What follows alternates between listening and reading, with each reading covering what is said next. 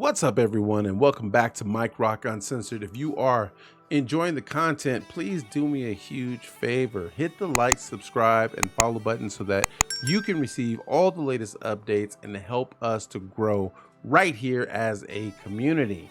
And if you want to do something extra special for me, you can always consider buying me a cup of coffee by going to buymeacoffee.com/Mike Rock.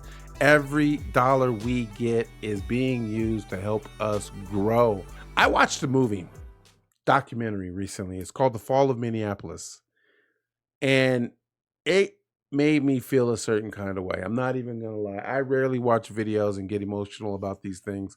But when I saw how badly these cops have been railroaded, to me, not only do we owe them an apology, but I believe they deserve justice. I think that they have been done dirty so badly that somebody has to pay for the intentional mistakes that were made to get them put in prison. Derek Chauvin, the guy who was convicted of the George Floyd murder, was actually stabbed 22 times in federal prison for something he didn't do.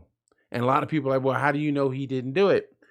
You guys need to watch that movie. Just go to thefallofminneapolis.com with an open mind. Watch the video for yourself. It's free.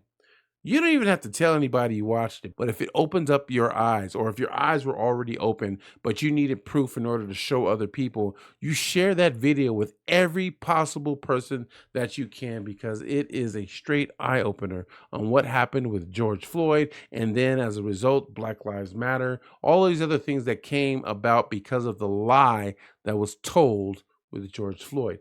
I'm only going to touch on a few just so that you guys can see where I'm coming from. One of the first things that they show, what they start the documentary off with, the body cam footage that they refused to release for about 10 months after George Floyd was killed. I honestly believe that if that body cam footage would have been released and they would have used the photos from those videos as opposed to what you saw from people's cell phones, we would have had a very different story from the very beginning. People probably still would have been angry because the Democratic Party was selling you on that narrative. But I don't think people would have been as angry if they wouldn't have been duped with the lies that were sold with the narrative that they chose to sell you. The body cam footage shows a very different story. George Floyd was resisting arrest since the very beginning. It looked like, I don't know if that's what it was, but it looked like he was trying to swallow the drugs, which basically then had time to digest in his system, and towards the end of his life was starting to take effect because they saw something visibly wrong with him. And it wasn't 9 minutes before they called the cops or excuse me, the EMTs or the fire department. It was literally 36 seconds after they put him on the ground, they called for an ambulance. Now, yes, the ambulance, the EMTs or EMS and the fire department got there late, but that was a miscommunication with them and had nothing to do with the officers doing their jobs.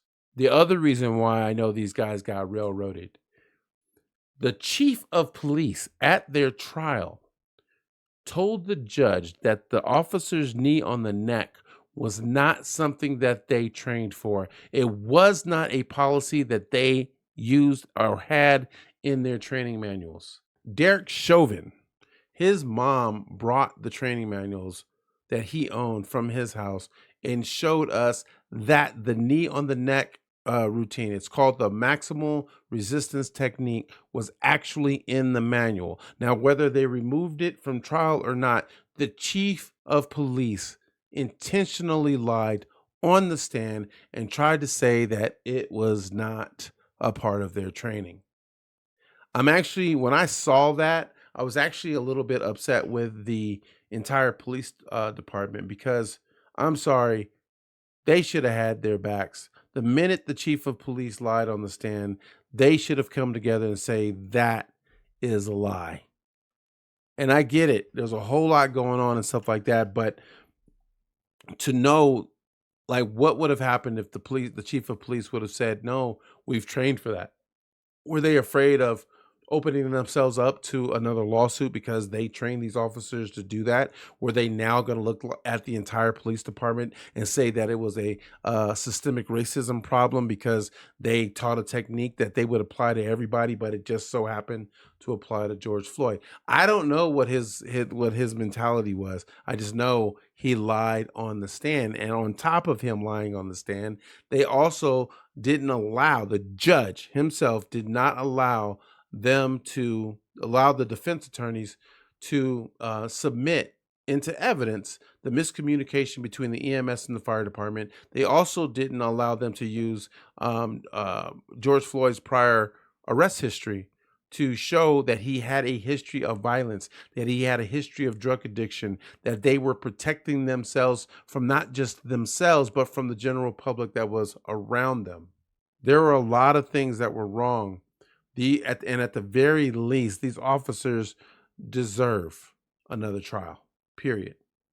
Now, with that said, I'm going to get into another topic. This is addressed directly to the Black community. I don't understand why we are still falling for this shit.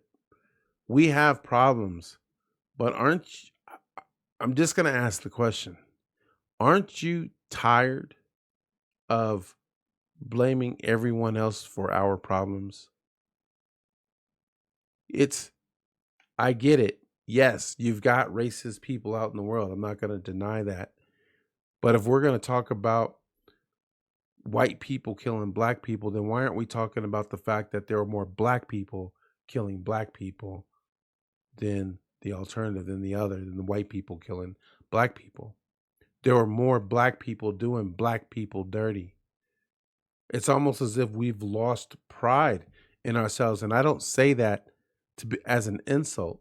I'm saying that we used to actually love ourselves, to want more for ourselves, to want to work together to achieve something more. Now the only thing that we can do, it seems, is to demand handouts from the government, to say you owe us, to say it's your fault for why I'm Black. Has anybody ever thought about why the Democratic Party is allowing the Black community to riot in their neighborhoods, to destroy the businesses in their neighborhood, to make people not to want to come to their neighborhoods, to think that it's okay to play victim all the time? Why are we allowing this to happen to us? I personally don't believe it's because we're dumb. I think we are smarter than this. And I think it's past time that we show just how smart we are and start standing up and want more for our kids and for ourselves. Stop asking for the handouts. I don't need you to tell me that I don't need the same education as a white man. I don't need that. I need you to help me to be just as smart, if not smarter, than my competition, whoever my competition is, so that I can start succeeding on my own and stop depending on anybody else to give me some fish. Anyways, man, I'm going to get up out of here, man. Just know, man, my heart is in the right place. Whether you think I'm right or I'm wrong, I invite you to let me know. I invite you to have those conversations. I don't run from my own versions of the truth. If you can correct me and show me where I'm wrong, I'm willing to listen. But you have to be willing to do the same thing, because the minute you close yourself off and you show me that this is only about you sharing your side, then there's nothing else for us to talk about. You guys have a great rest of your night. I'm up out of here. I will see you guys again in the next video. Peace.